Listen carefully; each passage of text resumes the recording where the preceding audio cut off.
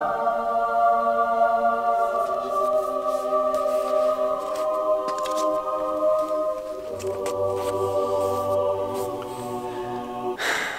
les voit pas grandir.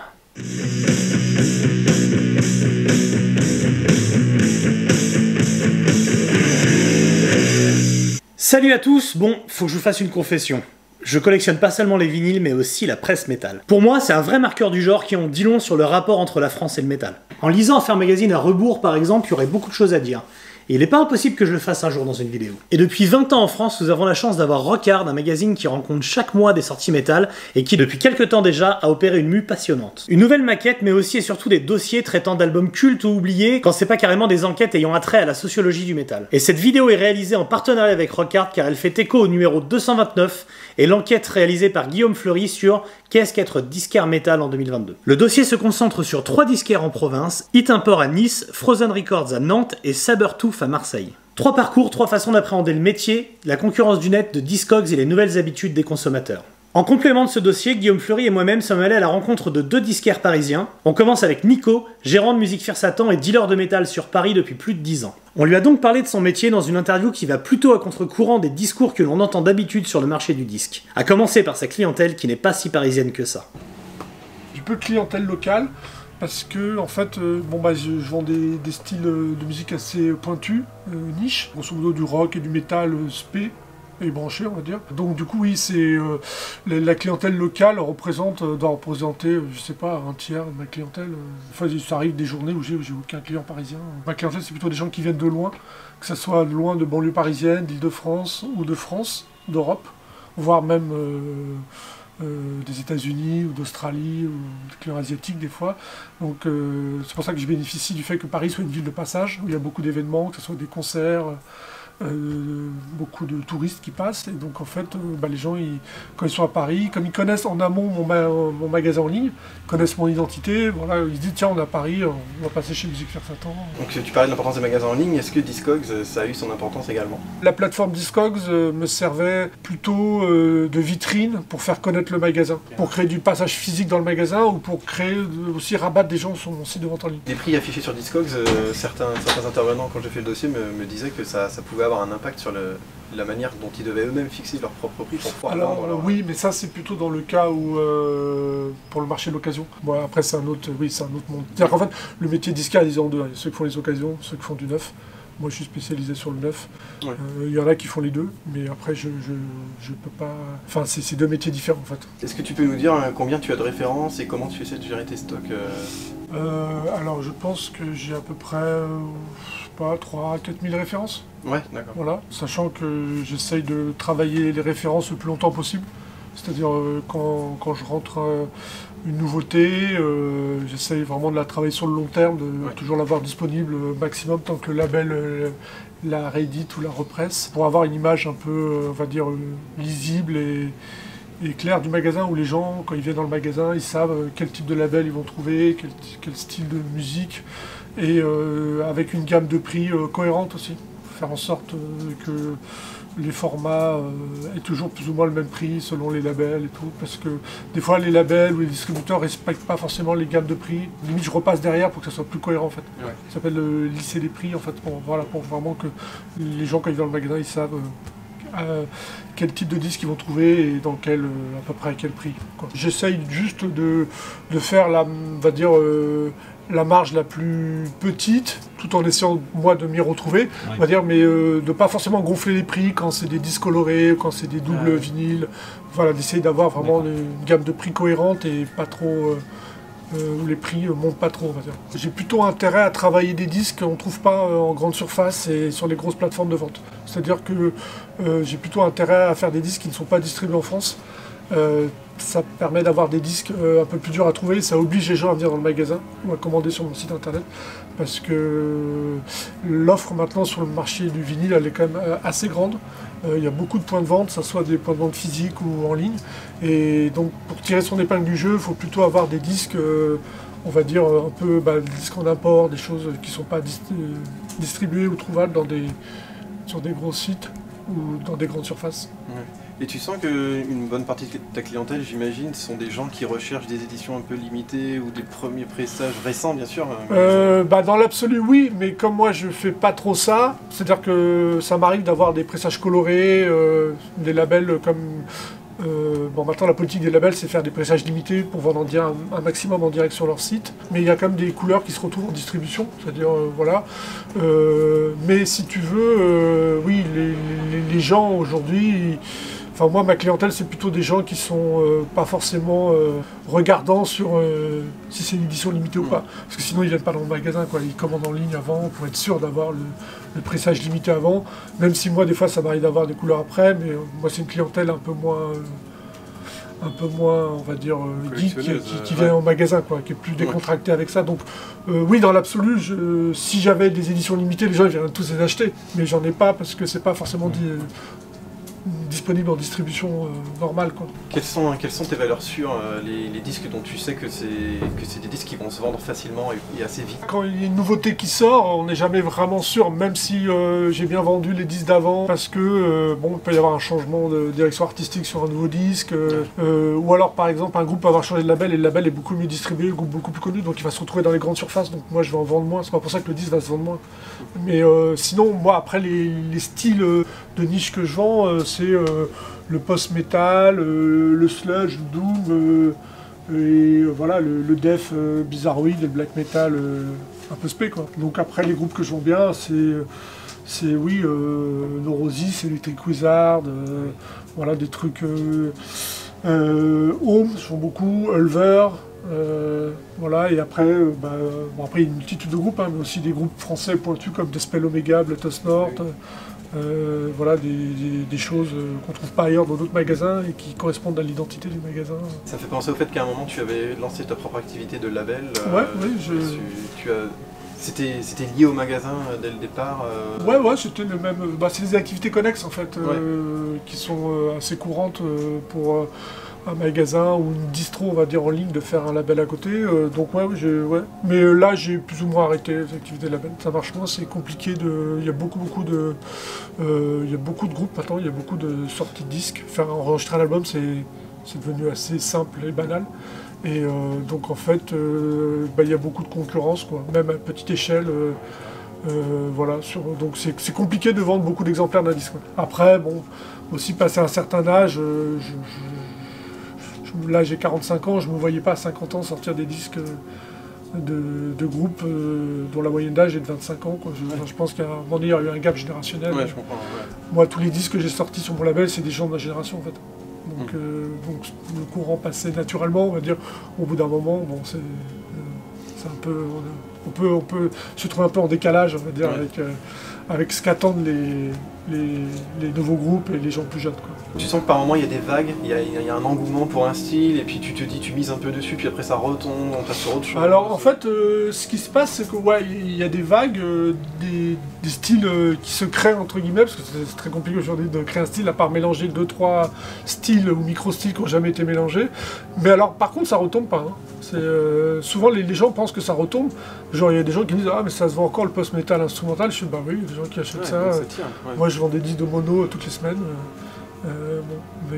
Donc des fois, mais en fait non, une fois qu'un style est créé, une fois qu'un style émerge, après il reste, hein, en fait, hein. Il y a toujours des gens qui vont redécouvrir ce style 10 ans après. Donc en fait non, après oui, il y a des petits effets de mode, quoi. Là en ce moment il y a une mode déjà depuis pas mal d'années sur le black metal, post-black metal, black metal atmosphérique, black metal bizarroïde, tout comme ça. Les sons shoegaze, on va dire, sont des années 90, grosse guitare, beaucoup d'effets. Bon voilà, mais c'est des trucs qui n'avaient jamais vraiment disparu, hein. Bon, ça revient un petit peu sur le devant, on va dire, de la scène et des médias, mais c'est des styles qui ont toujours plus ou moins perduré et qui perdureront, en fait. Est-ce que tu sens, puisque le vinyle c'est quelque chose qui est reparti, qui a repris, est-ce que tu vois des nouvelles boutiques se créer, ou est-ce que tu as l'impression qu'il y a quelque chose qui revient un peu à ce niveau-là Oui, il y a beaucoup de magasins indépendants, de petits magasins qui sont créés ces dernières années, que ce soit dans le style musical dans des styles musicaux assez variés.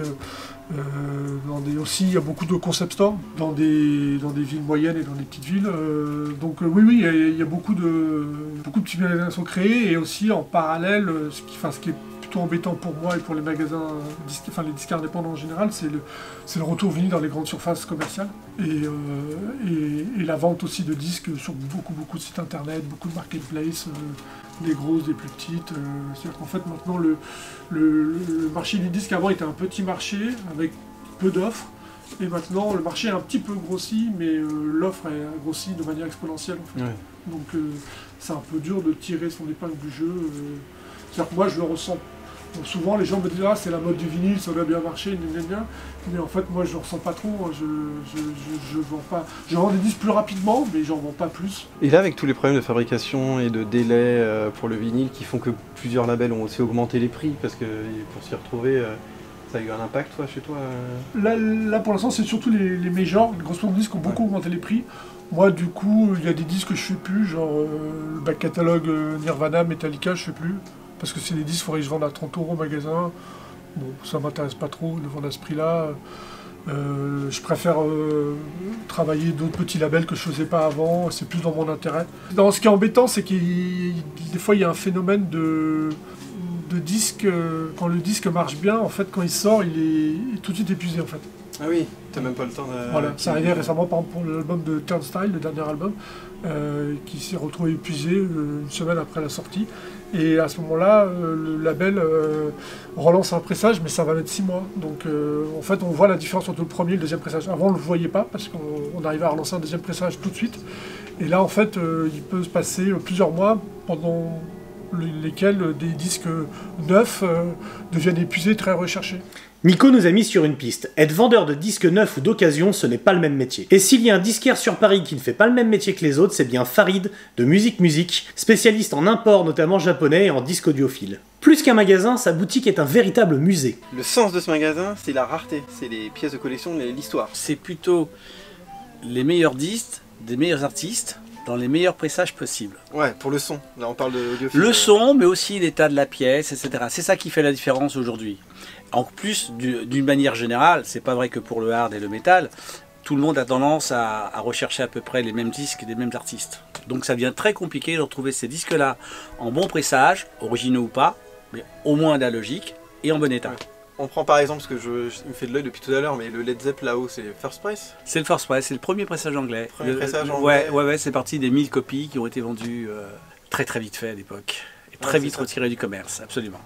Oui, c'est vrai qu'il avait retiré du commerce. Ouais, le jour même. Le Zepp était très exigeant sur ses sorties. Il y a de nombreuses histoires sur les pochettes, sur la couleur qu'il voulait, etc. Certains albums comme House of the Lee ont été repoussés des mois et des mois parce qu'ils n'étaient pas arrivés à trouver le orange, les petites filles, machin truc.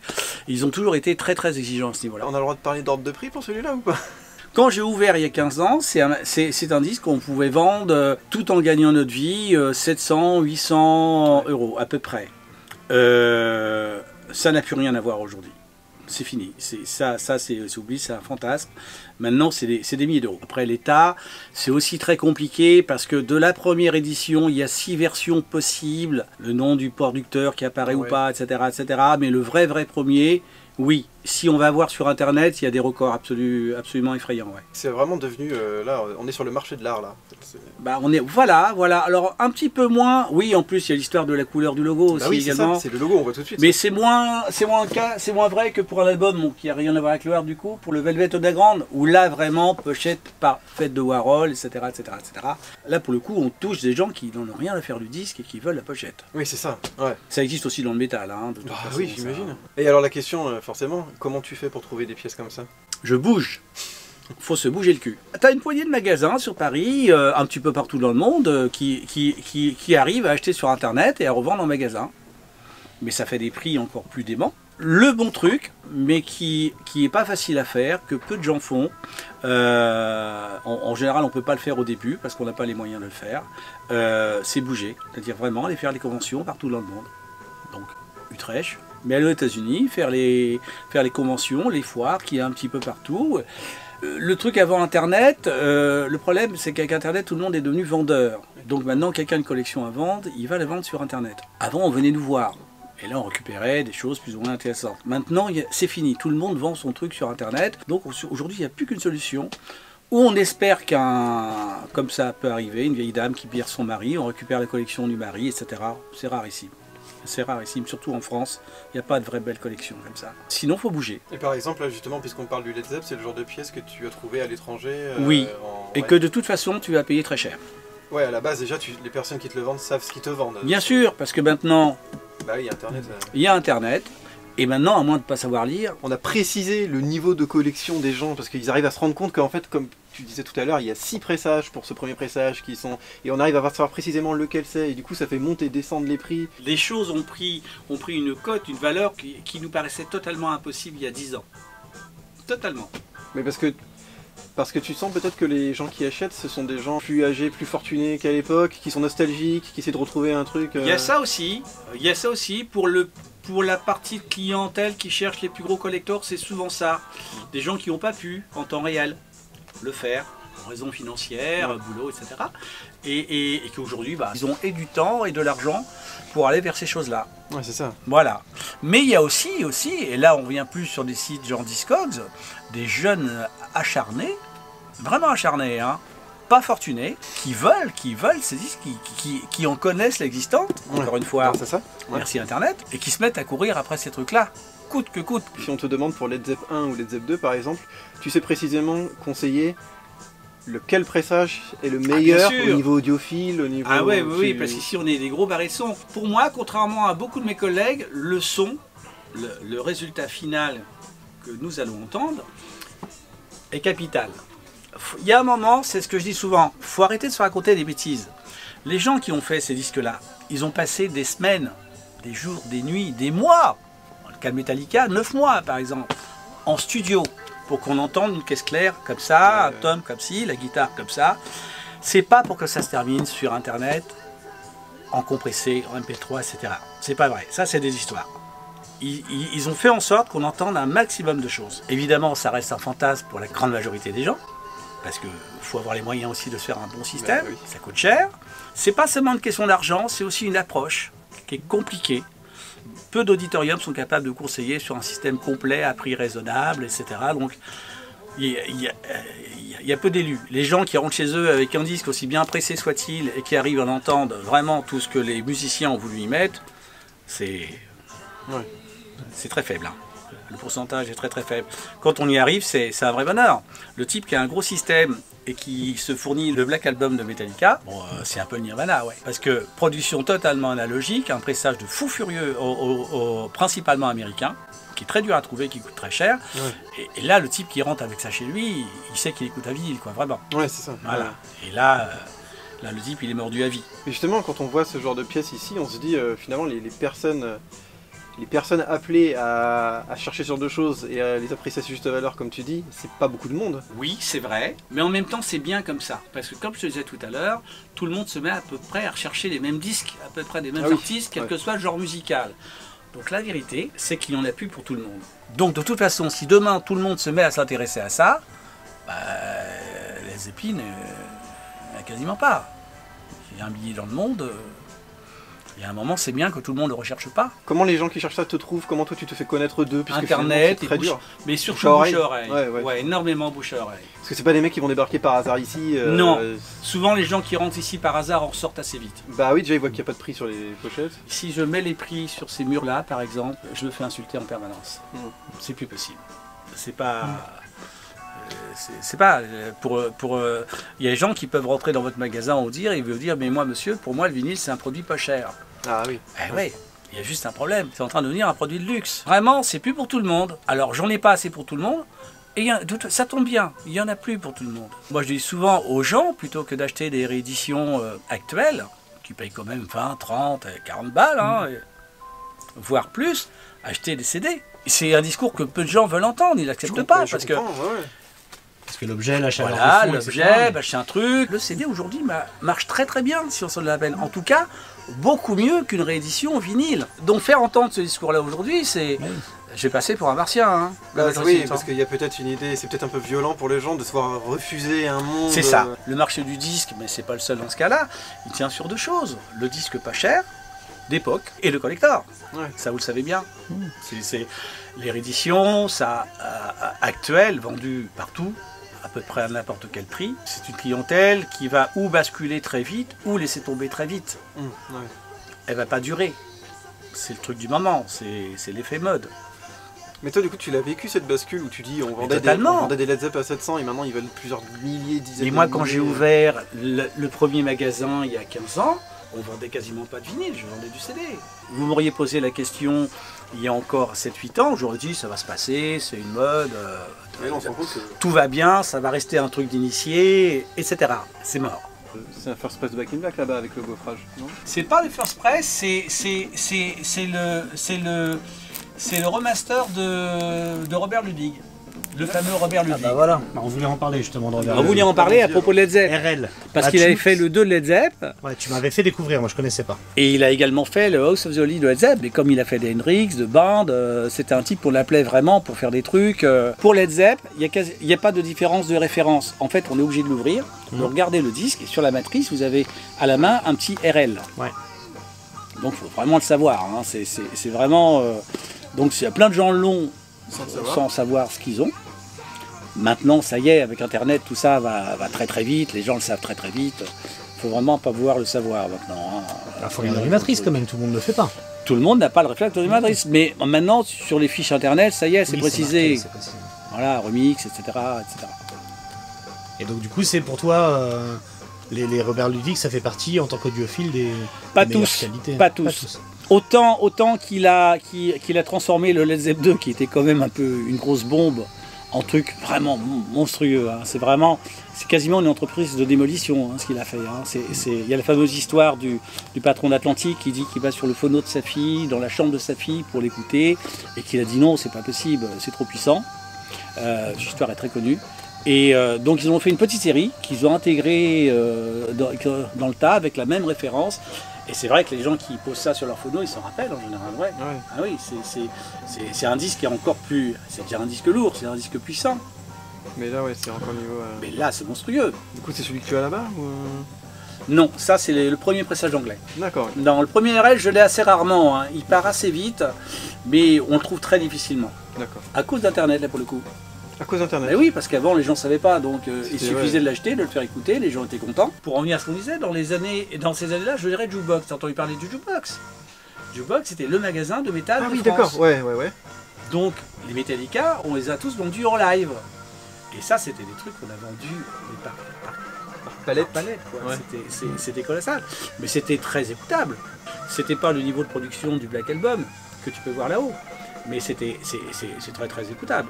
Le Black Album, ils ont fait un truc, une qualité assez hallucinante quand même. Hein. Et toi, tu es toi-même collectionneur, du coup, il y a des pièces que tu te Je suis réserves. avant tout collectionneur. Ouais, c'est ça. On peut pas faire ça, je pense, si on n'est étant pas pas, soi-même. si on n'est pas concerné directement. Hein. L'intérêt, c'est